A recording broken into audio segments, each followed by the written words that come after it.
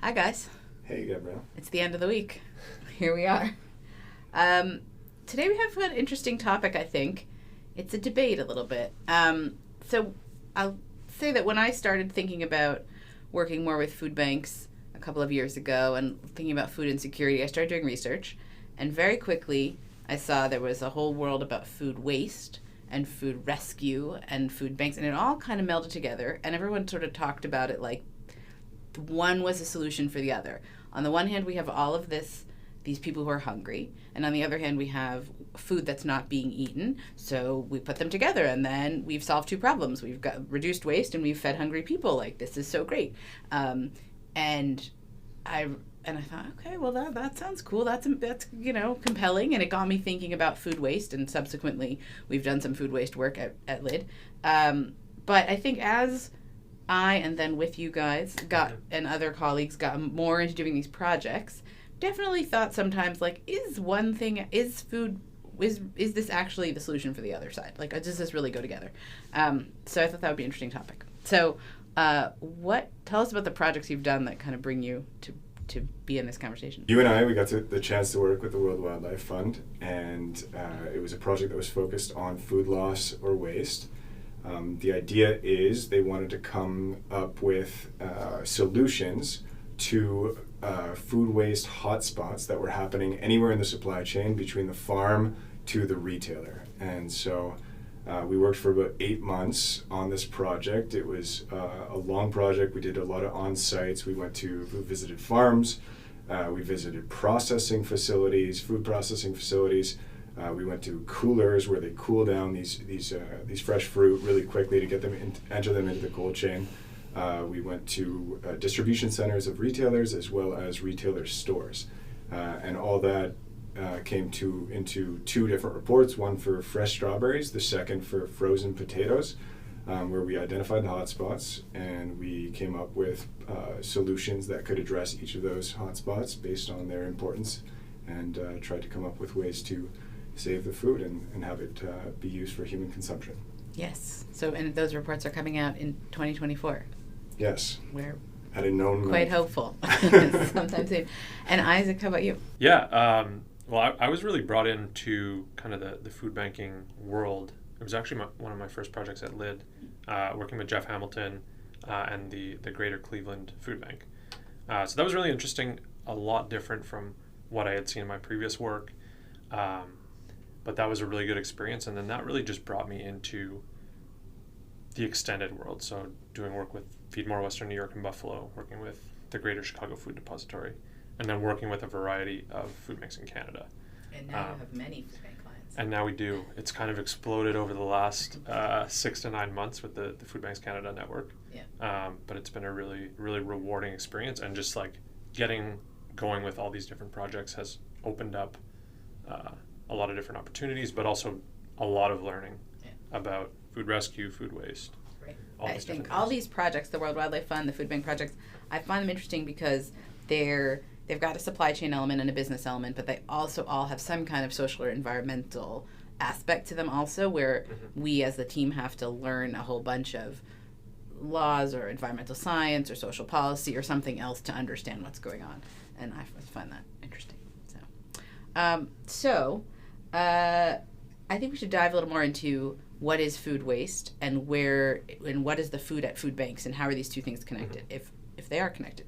So Dan, I'll turn to you first to say, can you tell us a little bit about, when we say food waste, that is a very wide range of things, and Sure. Can you sort of describe the landscape of that?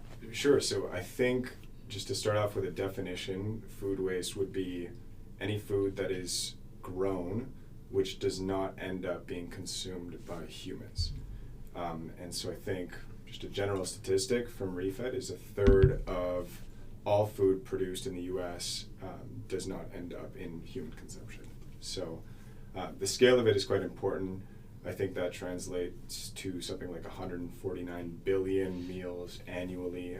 So it's a big problem, and one, if we can completely solve, would address a lot of what these food banks are trying to do, which is to feed people who are in food insecurity situations.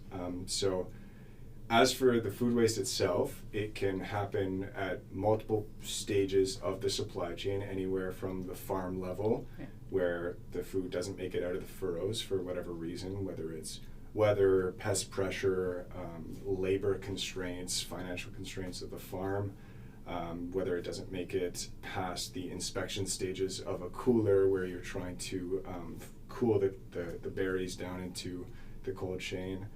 At a processing facility, you might have lots of raw, unprocessed food that's just falling off of a conveyor belt, and that's producing hundreds of millions of tons a year of waste of just a specific food category of potatoes. And then a little bit downstream of that, you've got waste at the handoff point between these producers or suppliers of food, as well as when they're trying to sell it to the retailers, they might not accept the quality of the food that they're getting. You might lose some quality in transport and when you're exchanging hands.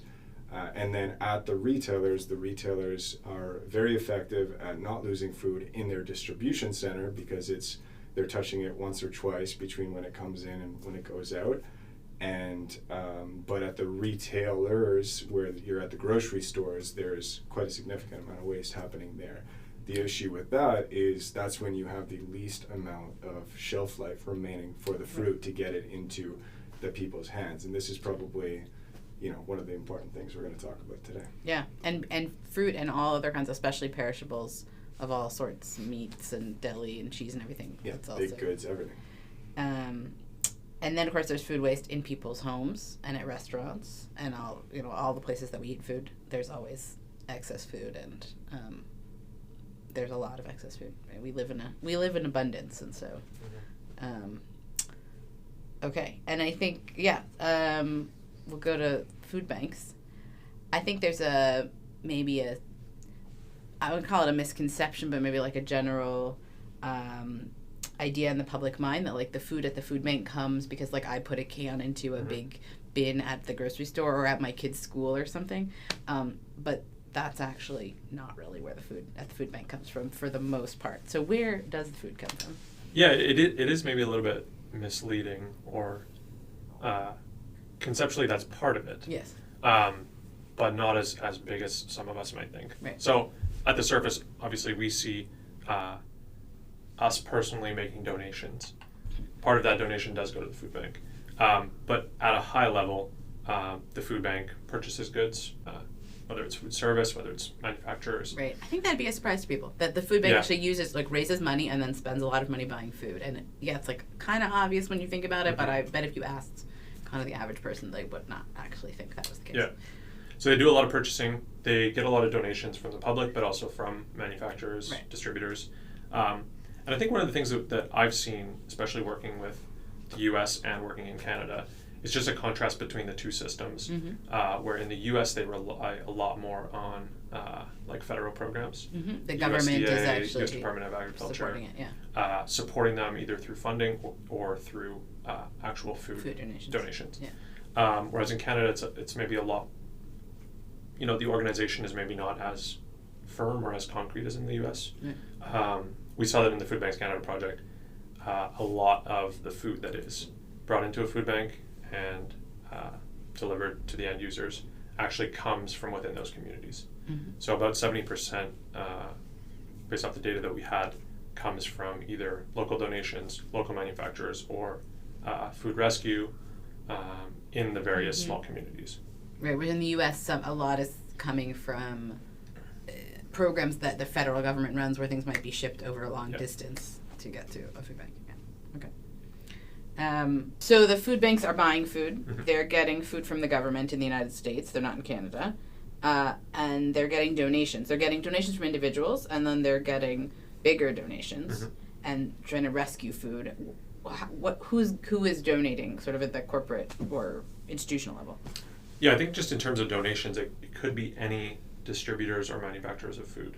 Right, or farmers. Or farmers, a lot of like restaurants. Yeah. And then I think what we've seen a lot in some of the work that we've done is that organizations and food banks are thinking a lot more about food rescue and how can they not necessarily work with the large manufacturers or distributors, but work with these smaller grocery stores to take advantage of some of the food that could be wasted at that level. So there are food banks and then there are food rescue organizations, Mm-hmm. which are a little bit different. And talk about some of the efforts in food rescue and what those kinds of organizations are trying to do. So food rescue is something that when I started working with food banks, I wasn't too familiar with. Mm-hmm. So that was something that we kind of got acclimated to relatively quickly.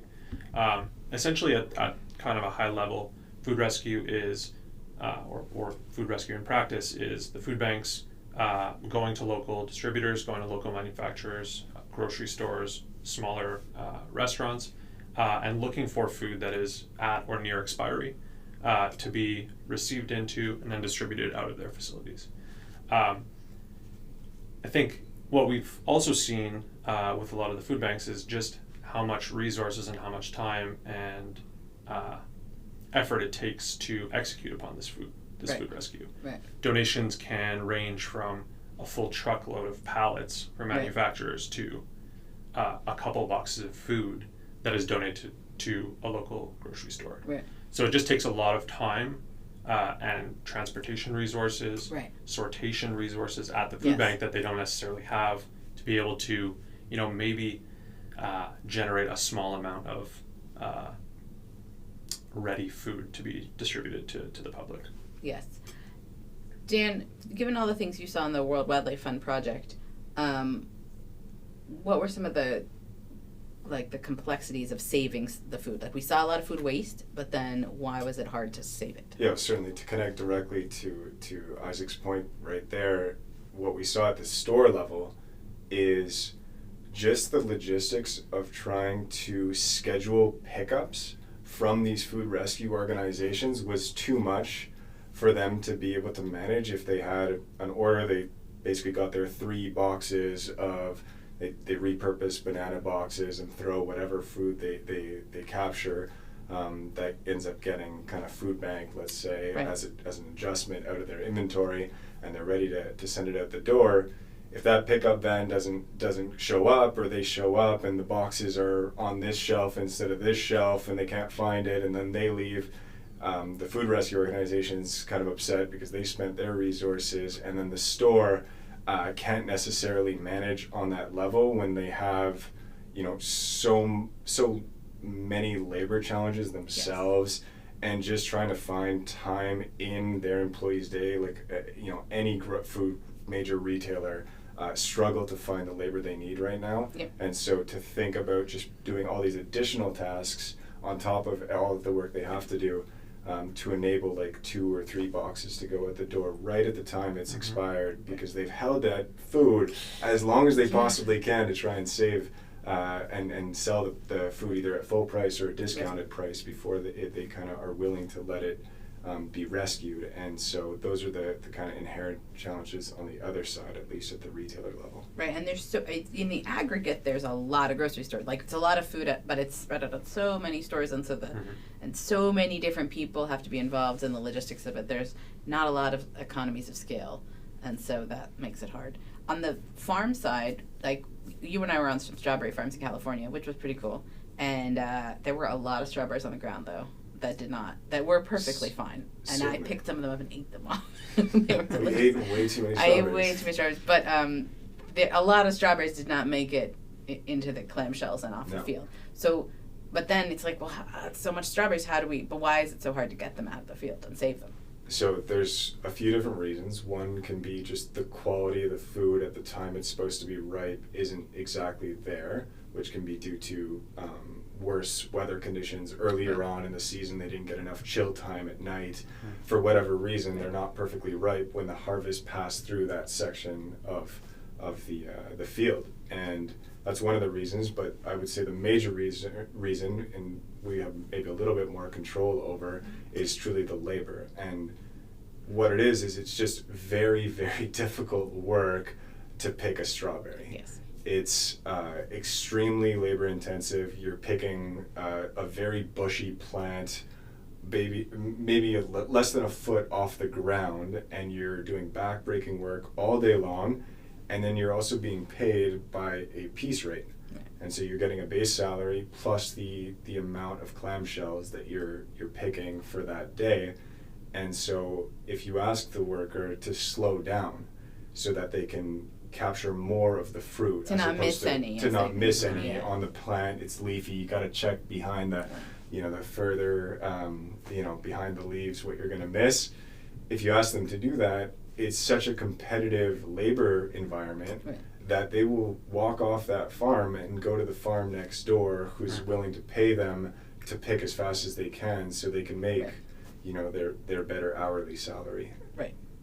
There's so much complexity to the practicality, like practical physical efforts of moving things and getting things out of the ground and moved around. And so I think sometimes people will wave their hands and just say like, oh, well, we can use all this wasted food to serve hungry people. And you're like, have you really seen all the logistics, all of the stuff that goes into the food supply chain? Even if you captured it at the farm, you still need to distribute that food and get it into all the mouths that you want to feed, which are everywhere, which are closer to where the retailer stores are. But that's food that's much more at risk of going bad very quickly, and there's the logistics of managing the handoff to the rescue organizations. Right, or some solutions that are like, we were looking at the strawberry piece, and someone said, well, what about gleaners? We could have like charities that want to glean, and it was like, okay, the volume of strawberries that is being grown is so enormously huge compared to the number of like volunteers who might be willing to do that, and it's backbreaking work, as you said. So it's just like these are really out of scope. Or on the food banking side or food rescue side, the whole, like all the grocery stores in the United States and in Canada, like they produce a lot of waste, and then if you're relying on a series of charities that are not as big, they are not, these charities are not nearly as big as major grocers. Mm-hmm. So the scale sometimes is just like, the scale of the solution is just different than the scale of what's generating the waste. Do we have anything uplifting to say? Any hopes? Any ways, things we saw that would be innovative solutions to this problem? So in terms of solutions, things that we found within the scope of the World Wildlife Fund project, there were many. Yeah. Some of them address larger hotspots than others, and one of the more actionable ones are really at the retailer level. Mm-hmm. And at the retail level, what we can try and implement are things like dynamic pricing. Okay. And so dynamic pricing comes in many, many forms. It's as simple as kind of the produce manager at your local grocer who says, all right, this is on its way out here, let's mark this down. And so they roll back the price, and that's dynamic pricing, is adjusting the price to try and drive the food to be sold before it goes bad.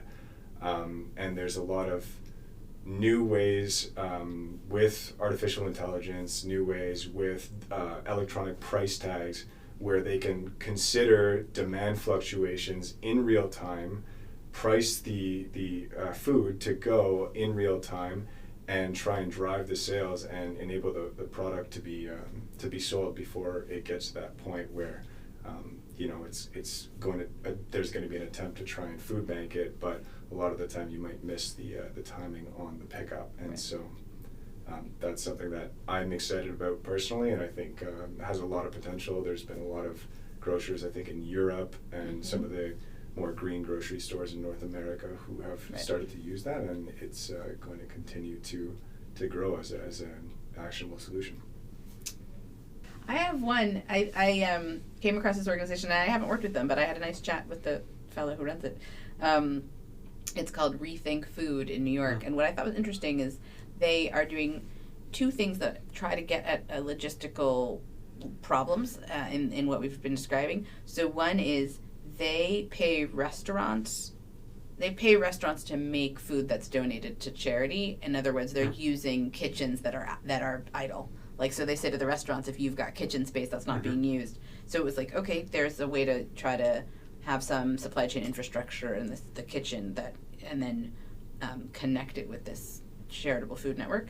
And they're also running their own kitchen where they take donated food, so it can be like all different kinds of things show up, and then their chefs are able to convert that into usable meals because they're creative about how they run that kitchen. And I thought they were their model. I don't know that they would say that they would think of it in the supply chain infrastructure way that we're thinking about it, but that's what it said to me was, oh, you found ways to try to find idle infrastructure and make use of it. So that seems promising. And there's a lot of food banks, food rescue organizations, I mean, many that are doing amazing work all the time in saving food, but I think sometimes the rhetoric can be a little over promise about how that we're gonna well, I used to say kill two birds with one stone, but I don't like that expression, and I recently learned feed two birds with one scone as a new replacement, a less violent replacement. So yeah, you know, to some extent, I think food waste, obviously saving food can help feed hungry people. That's true, but it isn't. There's no free lunch, no pun intended. There's no, you know, it costs money, it costs time, and so it's like who in this whole system is going to pay for it? Right. I think that's another big piece, is the funding streams, and who's willing to pay to save and to move and to transform all this stuff in order to keep it